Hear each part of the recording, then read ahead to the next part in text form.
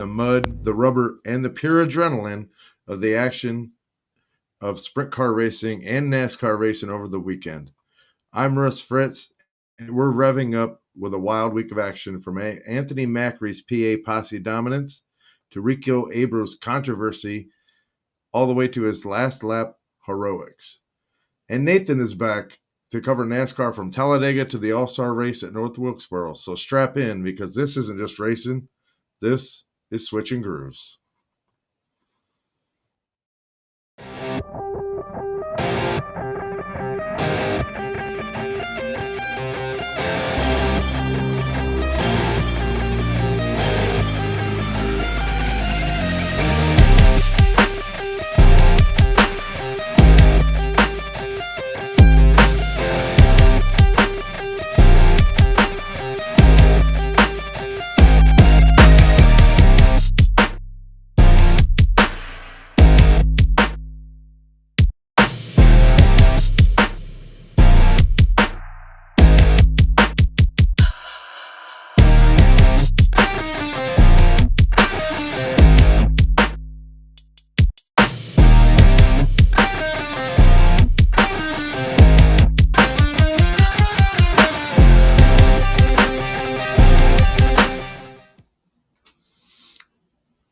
Welcome back, Nathan. It's good to finally be back. So I see you've been pretty busy lately, from wedding stuff to work stuff to a little bit of everything.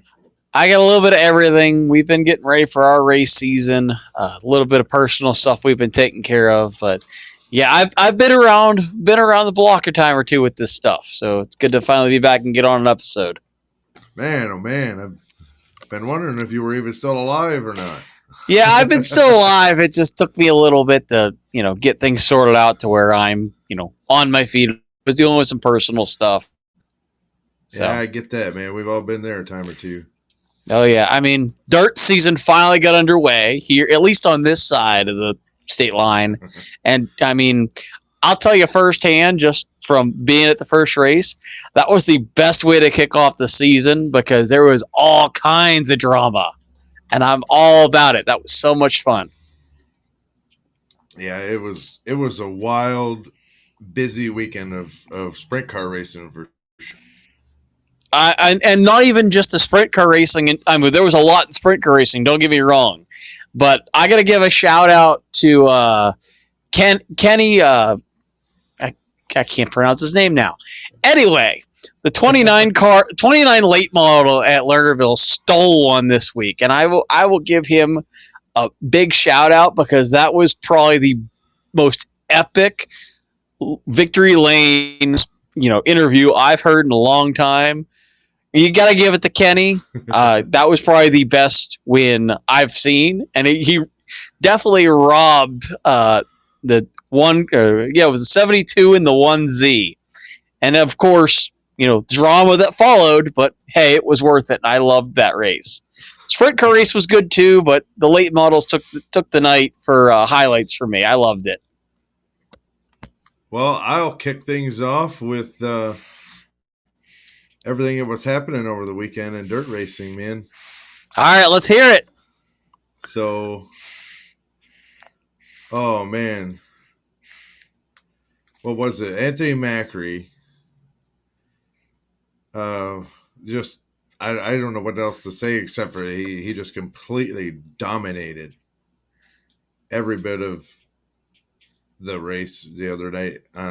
Jeezy Pete, I just can't believe it. So, Shots, the 10-time series champion, actually pounced early on him, but by lap 10, he actually slid past Macri in a textbook move. But it didn't stick very long. Macri didn't flinch a bit. He actually recalibrated and ripped the top groove and literally just blew the wings right off of Donnie's shot to take the lead back. Then Gravel came up, the defending series champion, to try to stick his nose in that fight, but didn't work out very well for him either. but he charged like a freight train to the front. He just didn't have enough to catch Macri and pass him. The Just ran traffic. out of steam. He just ran out of steam, I Oh guess. yeah, but the traffic didn't help either. It was so thick. Macri actually danced through it like a veteran, and Gravel closed within striking distance, but it just wasn't enough. He ran out of time. But man, you would not believe the crowd. The crowd was literally just going insane for Anthony Macri winning this race, because that means that the PA posse gets to keep their bragging rights and keep their Morgan Cup for at least another year. So, and he got to take home $20,000, and he actually got to etch his name right alongside Don Kreitz Jr. as only the second Pennsylvania driver in history to beat the Outlaws at all three of the state's crown jewel tracks, which are Port Royal, Lincoln, and Williams Grove. You know those tracks. I know him all too well. That's cool to know that he's the only one of two drivers to do that. That's kind of cool. That's pretty badass if you ask me. Oh yeah. So some of the drivers' reactions, Macri. Well, before that red flag, I wasn't sure we'd be here. I had to pick up the pace, adjust the wing, and trust the car. To join Don Kreitz in the history books is unreal. Eva Gravel said, "It was the best I've ever felt here in the number 2 car. Traffic just didn't play into our hands. Lap cars were glued to the bottom, and I couldn't make the top work." And here was what Danny Dietrich had to say. "That restart killed us. We spun the tires, lost spots, and had to claw back. But 4 podiums for a posse in 2 nights, or for the posse in 2 nights, excuse me, that's a statement." So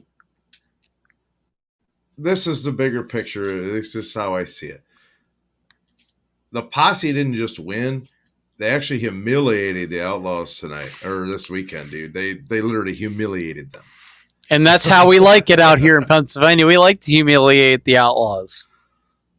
Yes, Buddy Kofoid topped Wednesday's Lincoln Speedway race, but I mean that wasn't anything like Macri's Saturday Masterclass, dude. I mean, Pennsylvania's loyalists actually proved that they are dirt track dominance, and it is alive and well in Pennsylvania. Oh yes. I'm about to tell you, man, I just could not believe that race. It was amazing. One of these days, Switching Grooves needs to go out and see some of these tracks, Oh just to man, show some of the viewers who've been there how good of tracks they are. we will. I'm still contemplating Knoxville this year, so Oh boy, so add it to the bucket list. well, I'll switch over to the high limit madness that we had this week, man. Oh, that was a treat. I remember seeing this one. So Abreu had 2 wins this weekend. Well, if you want to call it a weekend, it might as well be. I mean, so the shift over to high limit, a series that's equal parts speed and soap opera. That's a good answer for it. This week it had everything: flipped cars, teenage phenoms, and a finish so close it needed lasers to decide. So, what do we got? It was Lakeside Speedway Friday night, and it was cars and controversy all at the same time. Friday's Kansas City Clash was actually just pure chaos, Nathan. Yeah, it looked like it. I mean, Austin McCarroll led early, and he dropped out with mechanical woes, and that was literally like lap 7. I don't even remember. And Kerry Madsen took over the lead, and while him and Rico went wheel to wheel in turn 3, battling for the lead, they both collided, which triggered a chain reaction crash that actually collected Brad Sweet and Kyle Larson. And it took Madsen, Sweet, and Larson all out of the race. Man, Caitlin's not going to be very happy about that one.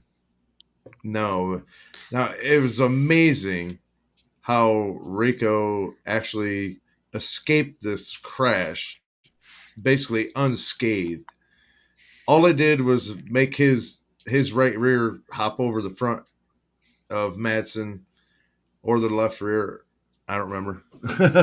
I'd have to go back and look at it again, but man, all it did was send Rico hopping like a bunny rabbit, and it sent Macri. I'm still thinking of Macri. It sent Madsen spinning around, which actually caused Brad Sweet to run into him because Brad Sweet had nowhere to go. So as Brad Sweet ran into him, and both of them ended up flipping. And as Madsen's car was coming down, it ended up catching the side of Kyle Larson. So, I don't even think it was the side. He caught the most of the wing. That was a well, hard hit. Larson kind of slid into it. I mean, he had nowhere to go either. He was just, as soon as That Madsen hit the ground, Larson was there sliding, and he slid into him, but he wasn't able to get back out. yeah, So, that might have been the hardest hit I've seen to a wing without rolling over. I mean, that was it looked like he had rolled over, but he never left his wheels. That was crazy to me.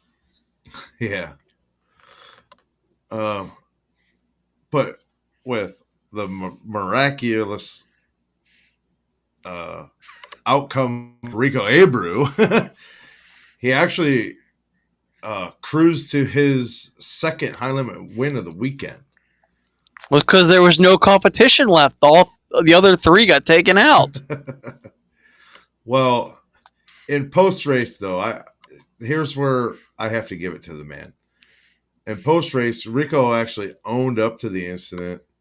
Never once did he try to deny it or put it off anybody else. He took it all on the chin, like everyone else is saying. He took it like a man. He owned up to it and actually apologized. That was the first thing he did, was apologize to car owner Tony Vermeer and driver Kerry Madsen. And dude, I'll tell you what, from what I see all over online and what I'm hearing from other people, fans are respecting that. And I'm gonna tell you what, that's awesome to see. And I actually wish we had more drivers like that in our sport. You know, he didn't do a wing dance or barely even celebrate. He hopped up on the right rear, put his hands up, probably mainly for sponsors and photos because it's just an obligation you have. But he hardly talked about anything else except for how disappointed he was in himself for that accident. Now, like I said, that right there is respect from him. And also, in my opinion, it deserves respect towards him as a driver because he was beating himself up over that. So, good for Rico. Congratulations to him on that win. So, moving over to Saturday at Tri City, 19-year-old Corey Day returned and actually reminded everyone why he's the sport's future. He actually started fourth, pulled out a career-defining move on lap 10 by diving under Brad Sweet and Tanner Thorson in one fell swoop in one corner and snatched the lead away. Dude, that was amazing.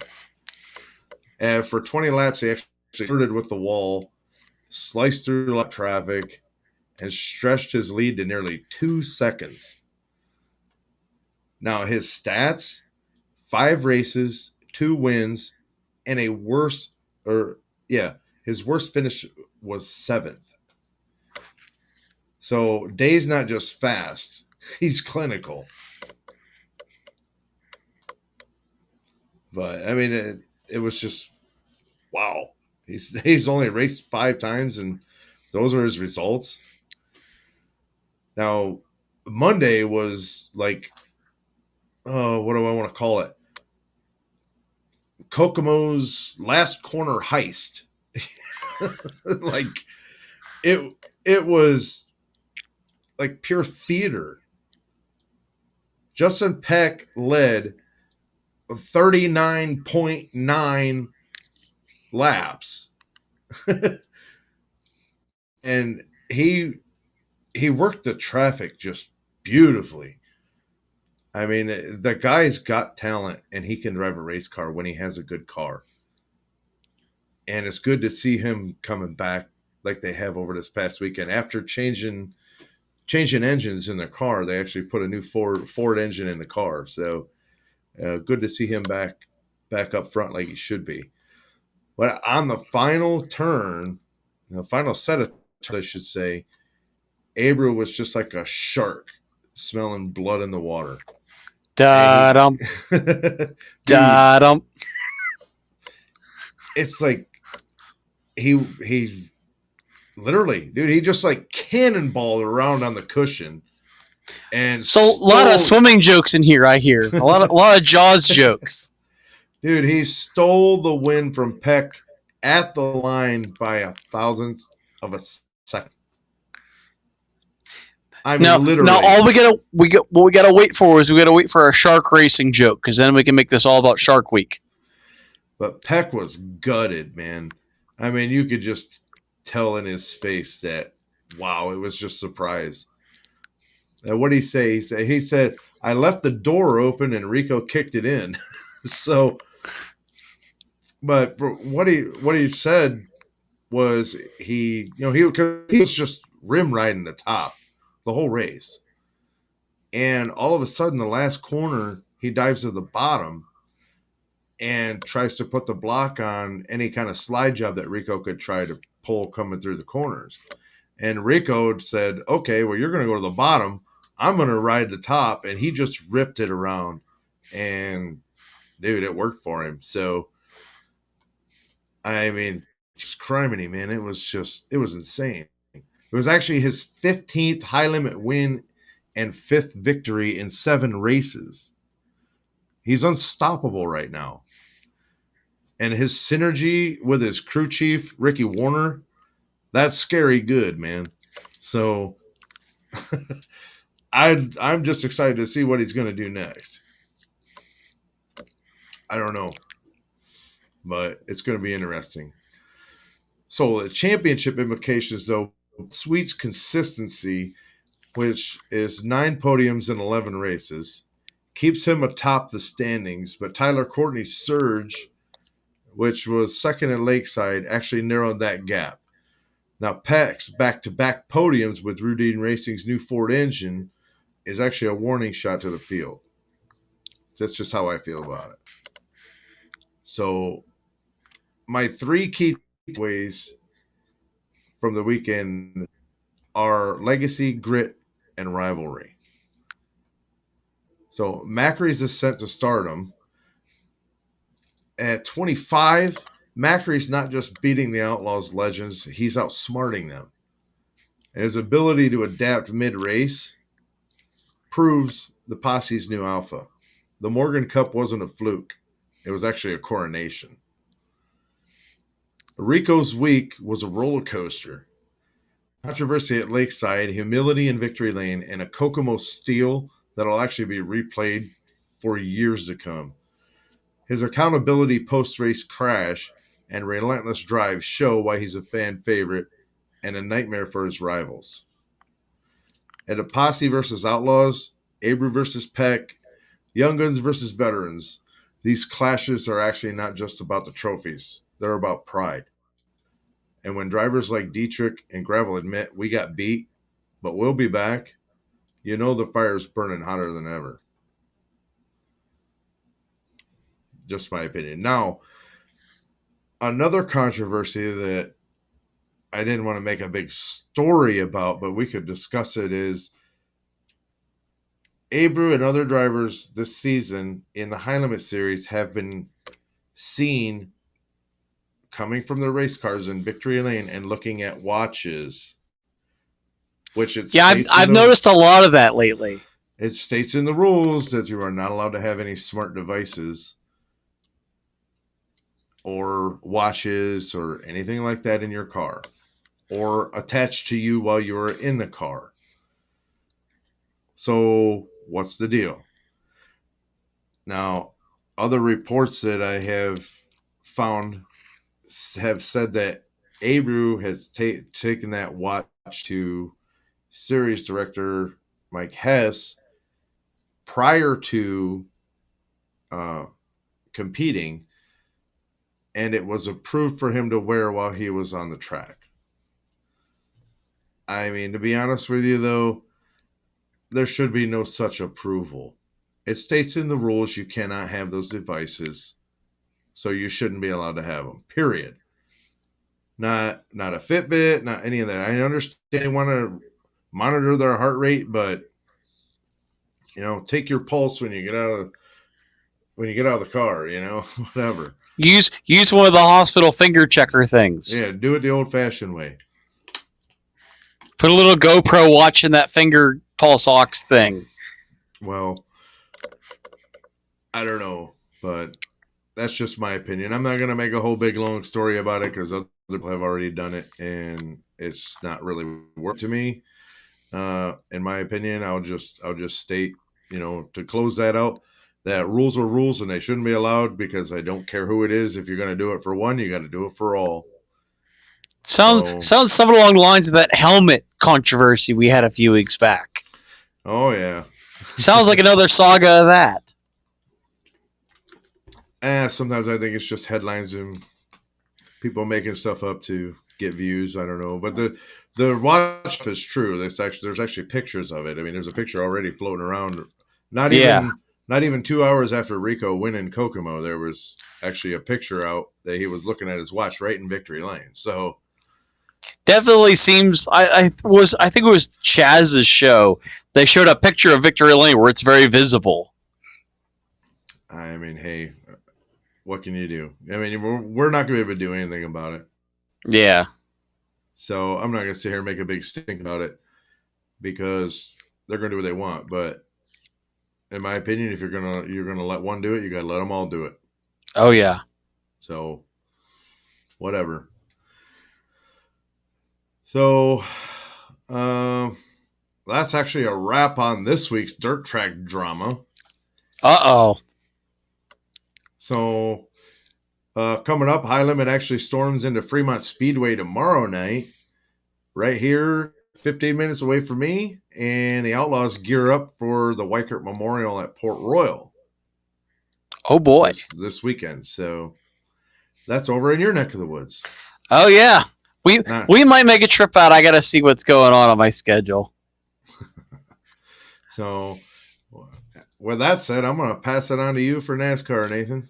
Well, I have one more dirt update that I know you didn't have on your schedule. I just want to give a shout out to John Jarrett. Thoughts and prayers to you, buddy. He was in a massive and very nasty wreck at Sharon Speedway.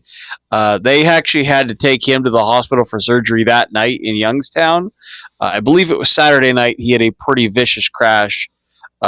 Definitely was running way better than normal. Very happy for him in that aspect, but just thoughts and prayers to him. I believe I read somewhere he had a radius rod go through his ankle. So he's pretty messed up right now. They were having surgery this week last time I checked. So thoughts and prayers to John. I know that he's somebody I actually went to school with. He's a little bit younger than me, but he definitely has a family that he's going to be needing some help with. So if you guys could just say some thoughts and prayers for him, I'm sure he'll greatly appreciate it. And John, if you're watching this, we hope that you get better soon here at Switching Groove. Hey, so get well soon, buddies. With that said, I gotta rewind and go back to all the episodes I missed. Yeah. We'll go all the way back to Dega. Dega had some really odd headlines. Cletus McFarlane got his first top 10 of the season, which I don't know if that's a big headline, but he managed to go on a cylinder very early in the race. Managed to fight back to 10th, so I was kind of surprised by that. He's really the only personality that we have in the entire sport of NASCAR right now, because there isn't a whole lot of, really anything out there. So good for Cletus. He did a good job. Bringing the comedy and the personality to NASCAR that we don't have. Connor Zilisch in the Xfinity race had probably one of the most insane impacts I've seen in quite some time. Almost reminded me of the Eric McClure crash coming halfway across the backstretch to hit the inside wall. And this was coming to I think it was coming to the checkered flag, I believe. Turned off the bumper of Jesse Love, which they're buddies. So it was definitely sad to see him get hurt. I know Jesse Love felt horrible about it. But on top of all of that, we had a controversial finish after he went off the front bumper of Jesse Love. The photo finish was between, I believe it was Jeb Burton, Jesse Love, and Austin Hill. And they gave the win to Austin Hill, but at the time of caution, now granted this is just for what I saw from their views, it did seem like Jeb Burton was far enough ahead that it was pretty cut and dry. But they also managed to give us a, for lack of better terms, really crappy camera angle to where it shows the cars, but it's at an angle. So, Fox, if you are listening to this, figure out a way to get your camera straight on it, or don't bother showing that camera, because, it shows us that Austin Hill's ahead, but your angle is not correct. So if you adjust the angle, we would have had a different result. But that's just my 2 cents. I definitely feel for Jeb Burton. At the same time, I felt like he was being a little dramatic on pit road. But that's just my 2 cents. I do understand that wins are very important and every point counts. So I'm not going too deep into that one. I understand it. I feel like it was a little much, but hey, sometimes that happens. The biggest story from that weekend was the fiasco at Penske Racing. Joey Logano is a man of many words. None of those words, I don't think he's used more than the profanity he used at his own teammate for not wrecking him. I'm referring to the incident where Austin Cindric had a run, chose not to push Joey for the fact that the run he had was going to turn Joey in front of the entire field.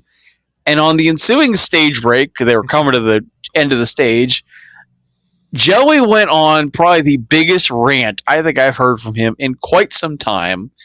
Shades of Kurt Busch, if you will.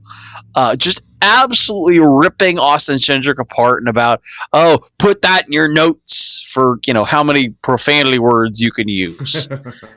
Which I was quite impressed Joey had that much breath to, just leave your finger on the button and talk for that long. But I'm not the biggest Joey fan. No. But it definitely got worse when you rip your own teammate apart for essentially trying to not to dump you. So, next time, just wreck his ass.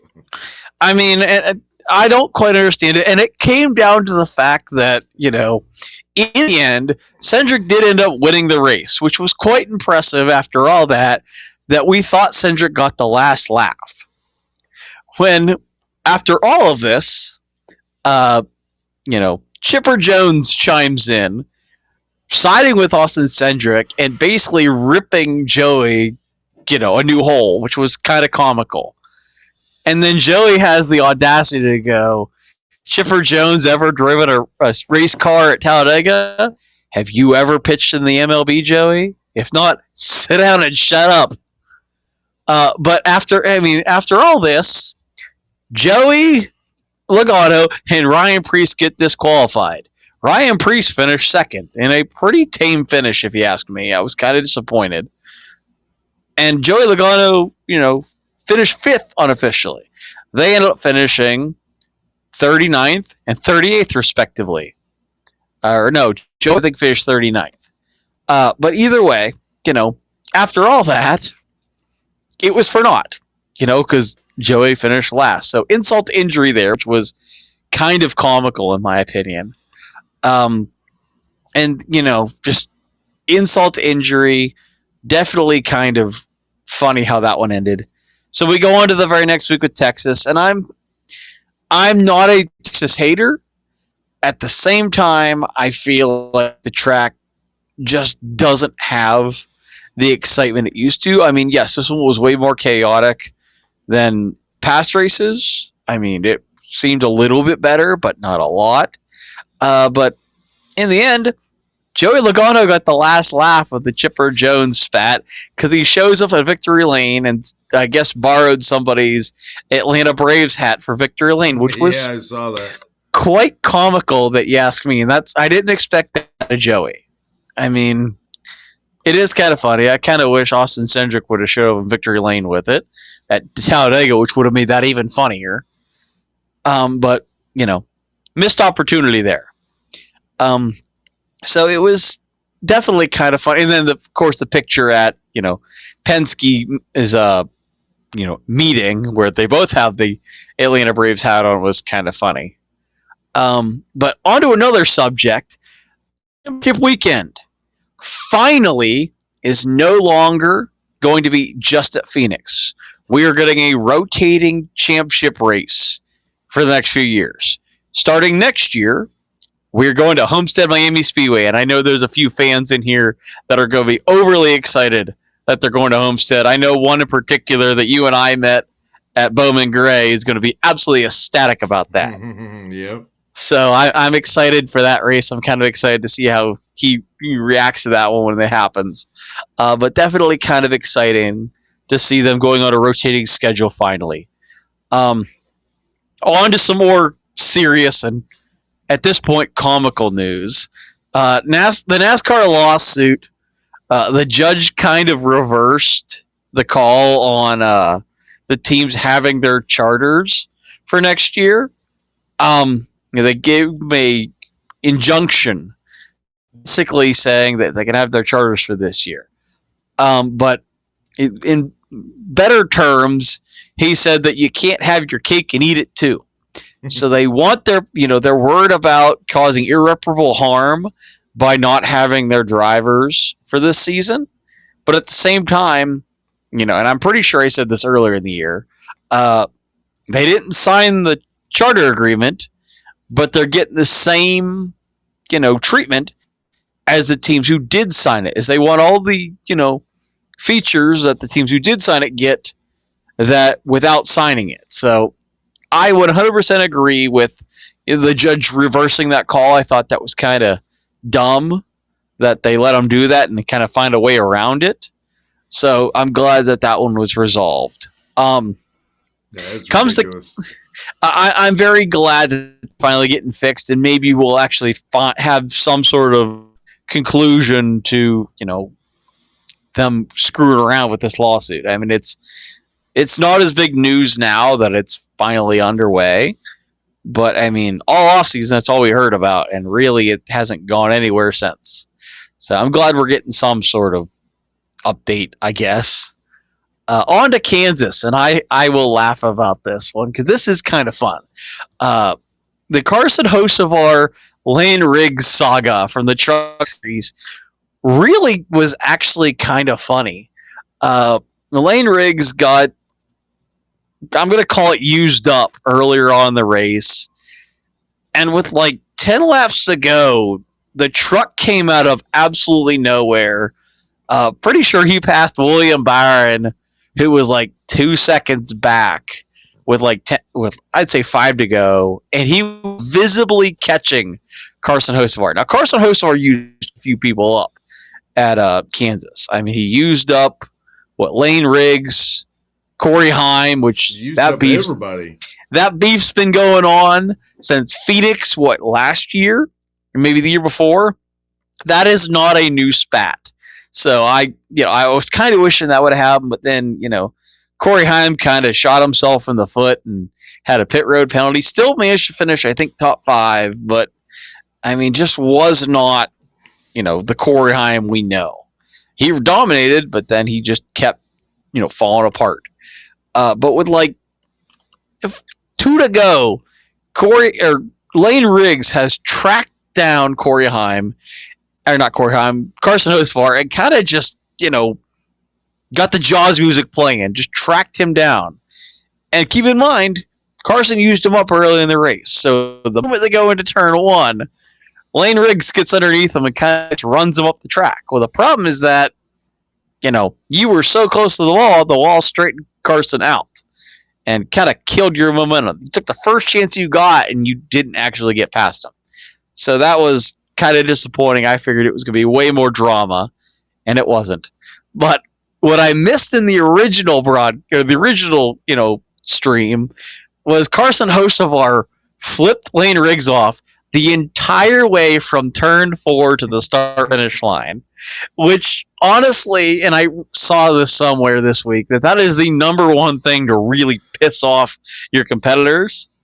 And Carson Hocevar is really good at doing that. I mean, he drove for a half a lap one-handed, which anybody who drives a race car knows that takes some skill. He just wanted to tell him he was his number one fan, that's all. But that might have been the fun, and I didn't catch it the first time, but it was kind of comical that he went an entire half a lap with one hand on the wheel and one hand out the window, giving him the bird. So that was kind of funny to see that one. Of course, Carson Hocevar with his cocky interviews, and I'll call it like it is. That was probably the most cocky interview I've heard. I kind of wait for the next race where Lane Riggs just takes him out and learns from his mistakes and actually dumps him. But then after the race, Lane Riggs, who finished second, got DQ'd for some sort of bed material issue where it didn't line up with the bed, which could have also come from what I understand, could have come from anywhere from hitting the outside wall to really anything. I guess it separated from the size of the truck, so maybe that was from damage. Maybe it was, done intentionally. Who knows? I know Pro Motorsports they have announced they are not going to appeal, which is kind of odd because I thought somewhere they did, and then they announced that they didn't. So I don't know what's going to go on with that one. But then some more drama. Like 6 laps into the Cup Series race. If we had enough profanities from Joey Logano, I think that wore off, and we needed some more from AJ Allmendinger about ECR engines, which, to be fair, there has been a lot of talk that ECR engines are not the equivalent of Hendrick engines. And, it's kind of obvious. But what I think doesn't need to be said is the amount of profanities you can use on the radio. That is not a good record to have, or the amount of times you could bash your motor sponsor in the span of 5 minutes. I think Jay Allmendinger has the new record, which is not something to really be proud of. But it was kind of comical because, maybe his button is stuck or he couldn't get his finger off the button. It's like a magnetic charge. But, maybe it's just me. Maybe AJ Allmendinger is becoming a less explicit version of Kurt Busch, because Kurt Busch was pretty well known for bashing, teams and in general. But he is a Hall of Fame nominee, so who am I to say anything? But you are starting to see more people, look awfully familiar with these rants on the radio. Maybe their buttons are hanging up, but I don't know. But not even 6 laps in and you grenade a motor. That's pretty bad. Lots of rough with the ECR engines. I think Trackhouse runs them and they've been struggling lately. Yeah, definitely not a good look for them. Some other notable moments. Chase Elliott really didn't show up for this race, I kind of noticed. Kyle Busch and Brad Keselowski showed up, did their usual, ended up having issues. I'm still not quite sure how in the world Kyle choked that one away. I know Brad was doing really well, and then, his tires kind of just said, no, not today. Hit the outside wall hard enough to end his race. So yeah, they're on another streak that's not a good one Um, on other news, Kyle Larson, and I know that I'm not a big Kyle Larson hater, and this is no different. Wait a minute. Dominant. You're not a hater, or you're not a fan? I'm not a fan. I'm not the biggest Kyle Larson supporter. He dominated the Kansas race, which is why I rate this race as really boring, because when you don't have a lot of battles for the lead, or really any excitement for the win, it becomes a snooze fest, in my opinion. I mean, maybe it's just me, but the races where the only car that's leading wins the race, you're battling for second. There really isn't much, which I guess plays into Fox's, hand, because they don't show a whole lot anyway. Was it as bad as Bristol earlier this year, or whatever that race was? I'm going to call it. I'm going to rate Bristol lower than Kansas. Kansas had a little bit of non-lead action. I mean, you have AJ Allmendinger grenading. You have Brad Keselowski hitting the wall of Kyle Busch, which those are becoming trending stories every week, so they're starting to not be as much excitement. I mean, if it weren't for those, it would rate right around Bristol, as it really wasn't that much excitement. I probably could have gone and taken a nap, and same person would have been leading when I woke up. Like, there wasn't any excitement. There really wasn't a whole lot. There are a lot of pit road issues, but, I mean, William Byron spun out. He's been kind of on a downslide. I mean, it was kind of one of those, I could watch this or I could go do something else race. And that was a little disappointing.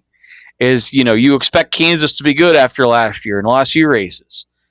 Now it's kind of like, kind of looking like another Texas race where there really isn't that good. I mean, Texas was starting to go on the uprise.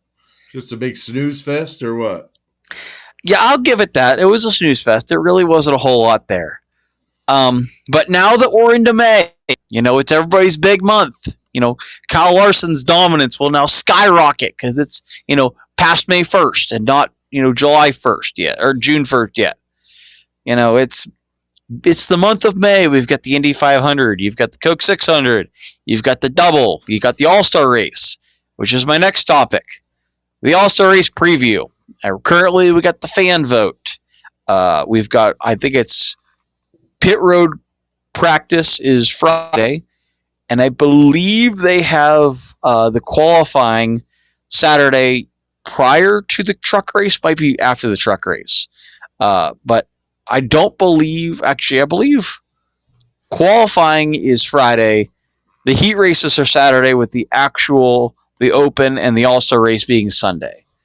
I'm waiting to see how this promoter caution, we'll call it promoter caution, plays out. I'm still not thinking it's a good idea, but hey, NASCAR has been known to prove a lot of fans wrong. Sarcasm. So I guess we'll wait and see. One of my big highlights, though, that I'd like to address for this race is the Cars Tour will now be broadcasted not only on Flow Racing for the All-Star race, but they will be on FS1, so now more fans will be able to watch. We're going to have Kevin Harvick and Dale Jr. in the booth, which will be kind of cool to hear them both, commentating for the series that they run. So I'm a little excited about that. But we'll have one kind of random subject. I was listening to the podcast, Action's Detrimental. Yes, I know it's a Denny show, and I still can't stand him. But the Kyle Busch Indy 500 rejection was a kind of interesting topic. I guess Kyle Larson signed the 2-year deal, and Kyle Busch had that deal lined up, and M&M's was ready. And Joe Gibbs Racing told him no, which does kind of line up with, Christopher Bell not being able to dirt race. All these people. So he was not wrong for saying that there's a lot of stuff that people could have done that was shut down. I mean, it does line up with, Kyle Busch having M&M's on the car for the Indy 500. I kind of wish I knew what that looked like, because that would have been kind of cool. Seeing an M&M car running around the track. You have the M&M's commercials, which were known to be pretty good. I thought they were pretty decent. Little disappointed that that never happened, but hopefully someday we'll, maybe Kyle Busch will get behind the wheel. Heck, maybe 1 year before Brexton gets in the truck, Kyle will go run it. We'll get an Indy Right. 500 double out of the other Kyle. Well, weren't there some disqualifications and suspensions this weekend? Uh, did I miss one? I don't know. I thought I saw like Chastain and a couple people got disqualified and suspended, and I think it was like crew members for the dumb crap that they suspend them for I don't now. know. But I may have missed that one. I know that there were a few car chiefs that got suspended, but I didn't. I didn't catch any of those. Maybe I'm just that far behind on my news I don't stuff. know. I thought I saw it. It could have been something old. I'm not sure, but Yeah, I know I that. like I said, know that there was quite a few videos floating around about the bowl cut. Bowl cut smack heard around the world, which still is probably one of the funniest videos I've ever seen. I mean, it kind of looked like Ross punched an Amish kid, which was that's how I describe that. The best way to describe it is, I mean, he cleaned him out, which was pretty good. So yeah, I haven't seen anything yet. I was looking for it. I don't know if it's true, and I haven't paid much attention to NASCAR. I've only been keeping up with sprint car racing since that's what I do. And we've been doing a lot of work around here trying to get this place up. We're actually going to sell this place, so this will not be our studio for very much longer. Oh no! So Yeah, I'm trying to see if there's any. I haven't seen any updates. And that's actually one of the reasons I never really started making any more improvements besides my shelf behind me, because the house was going to go for sale. So there was no point in fixing it up just to put more money into another one. So let's see. did you find anything on there? I actually have not. I see that they took Chris Buescher and Carson Hocevar to the R&D centers. As far as I can tell, there was no penalties this week. I know at least for the Cup Series, I haven't seen any. Well, I could have been wrong, unless they were talking about Xfinity or something. But I know the Truck Series they did penalize Lane Riggs. He got disqualified for the truck deck lid, I believe it was. Yes. I think it was too thin or something like that. Yeah, it was some sort of it deflected. I don't see anything other than that. At least not this time. Truck Series update. Yeah, I don't see anything. Could have been some old crap that popped across my social Maybe media. I had to go look it up because I hadn't seen anything yet. I mean, other than the fight on pit road where the watermelon boy punched the farmer. That's still that might be one of my favorite highlights from Kansas. I mean, the photo finish was good, but that's insane. Hey, when you have a bowl cut and you get hit so hard it looks like it spins around your head, that's pretty funny. That's probably one of my favorite memes is, getting sucker punched by a watermelon farmer. It was pretty funny. I enjoy my fun. But I can't help it. That was my favorite. That's my favorite video from Kansas. I mean, the photo finish, it was great and all. They had in that moment, it was good. But Ross Chastain, now this is a tangent. Ross Chastain somehow seems to drive and make the greatest reel-worthy moments ever. I mean, you've got the Hail Melon. You've got him punching Noah Gragson. I mean, the dude is a walking media content machine. Hey, he just makes it. In Ross's defense, that punch to Gragson was not a sucker punch. He straight out told Gragson 3 times to stop. You could see it. And Gragson didn't stop, so Chastain shut him up. I mean, The only reason I call it a sucker punch is you were a sucker for trying to for getting sucked in to To try be to talk honest, sense into Russ or not into Ross. I wish they would have let that go and saw how that panned out, because that would have been interesting. I mean, it was pretty good. On to the All Star race. I mean, obviously the short track contenders, great. I don't like the promoter caution at all. I really wish they would have let them do the route you brung, because I think that would have been absolutely great. Heck, maybe Hendrick would have pulled the old T Rex car out of the shop and let him, do something insane with that. I mean, we needed that rule back in 1997. I feel like that would have been hilarious doing a run what you they brung back then, because they we just didn't have need any rules. they just need to go back to 1997 rules and I mean, cars.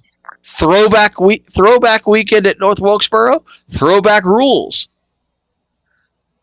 We need to get the old rule book out and go run with those rules. I mean, that'll have Ray Everham, jumping out of the Hall of Fame, just do some rule gray areas. I mean, and that's the Hey, thing is a lot of teams have good gray areas. They just don't use them. Hendrick, I will say, is probably one of the best. But I mean, there's teams out there that if they turned a blind eye to it and they turned into a run what you brung, you would have probably the smartest guys out there in the world creating the best races possible.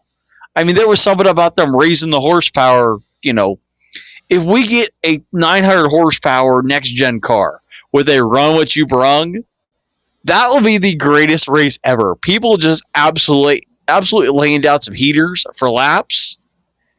I mean, this could be the greatest race ever, depending on how the rules went with it. I mean, see what you do. Have different cars run different things. They might find a rule package that they weren't even expecting, and it be the absolute best racing ever. And they've got a well, new form. Dale Jr. said something about that on his download podcast the other day, and he said, "Okay, I understand, but why in the hell do we want to do the research and development for NASCAR?" I mean, And you're that's not that's wrong what with that. that's what he felt that it was more of, okay, let the teams try this or that and let them put all the work into the car while we just sit back and enjoy ourselves and And he's not see. wrong with that. That's a very valid point. He said, "Hey, NASCAR told us this is the car we have to use, so this is the car we use. Let them do the research and development. It's on them to give the drivers the a good car, not the other way around." Is what basically what he was saying. Here's what they need to do, and this is my 2 cents on this because it won't make any difference either way. I say we have them do whatever they want to do to their cars. The only person who has a rule restriction is Ryan Preece. He's got to put some holes in the floor pan so he doesn't take off. I mean, I That's had not to throw fair. that joke in somewhere. That's not fair though, man. Because Okay, the at least give him some wings because he needs to get his pilot's license before this is over and done with. give him Red Bull. Yeah, but I mean, that makes you have to bring Red Bull Racing back, and they weren't good to start with, and he already has enough trouble as it is keeping it on the Well, ground.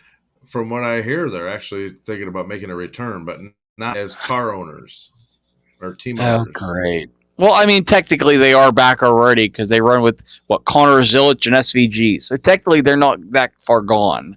They were just going to invest into a team, not Oh, create their great. own. This is So going to that be another BK Racing or Red Bull Racing. I mean, that'll quite be a good honestly, thing. we'll bring Brian Vickers out of retirement and have him run. Well, Uh, Nathan, we're down to our 5 minutes, man. So what do you think? I think that this will be a good weekend for racing, but I'm Who's really hoping that they miss the promoter caution. He pushes it a half a lap too late because Fox likes to put their broadcast just a half lap too late. So maybe it'll be a full lap late and they can't use it. So who are your picks for the pit crew challenge and to win the Oh, race? when it comes to the pit crew challenge, I don't have a specific team. I think Joe Gibbs Racing has an edge on Hendrick when it comes to the All Star or to the pit crews. When it comes down to it, I don't think Ty Gibbs' team will dominate like they did last year. They've had good years in the past. They really weren't that good so far, so maybe they'll step it up. Uh, Chase Briscoe hasn't really made any noise on pit road, so I don't know if that's just track position or whether the pit crew's really that bad. I'm a little disappointed with them. Christopher Bell is an option. I mean, they've done pretty good. I'm still kind of impressed with Denny Hamlin's behind the back uh, jack throw. That was kind of impressive, but it's throwback weekend, so you never know. They might bring it out. I don't know how much faster it really was. I mean, it was kind of cool. They practiced it a lot, so it looked good. So, I mean, when it comes to Joe Gibbs, Denny Hamlin's gonna be a front runner. Obviously, you gotta throw either Kyle Larson or William Byron's pit crew in there. I feel like William Byron's pit crew is slightly below William Byron's, but at the same time, or below Kyle Larson, but at the same time, when William Byron blew a tire and the rear tire changer barehanded this wheel and put the new one on without any gloves, like they had no warning and just threw it on the car, and they did an interview with just blistered up hands. The toughness is there. I don't know if the speed is there. So I would say Kyle Larson's pit crew is slightly above William Byron's. I would like to think there's other teams that could compete with that, but there really isn't when it comes to pit crew. Those are the two teams that stand out to me. Now, if we're having a restart challenge, my man Michael McDowell is an absolute ace. And he's an underdog for me. I think he will win a race this year. If you get a green-white checkered on a mile and a half, I think he will gap just about anybody for at least a lap. If you get a one-lap shootout, or not even an overtime, like if you get a one-lap shootout and the people behind him struggle in traffic, I think he could pull it off. I really do. Never know. I mean, if it comes down to a green-white checkered at North Wilkesboro, if you were to put Michael McDowell, I would say even on the outside, and he can time it right, and time Larson like he did at Texas, I legitimately think Michael McDowell will win a race here very soon with Spire. I mean, he got lucky when it came to the Daytona 500. He did relatively well at the Indy Road Course. If he can win on a short track, I say it's fair game for him to win any other race he can, because he has stepped up lately.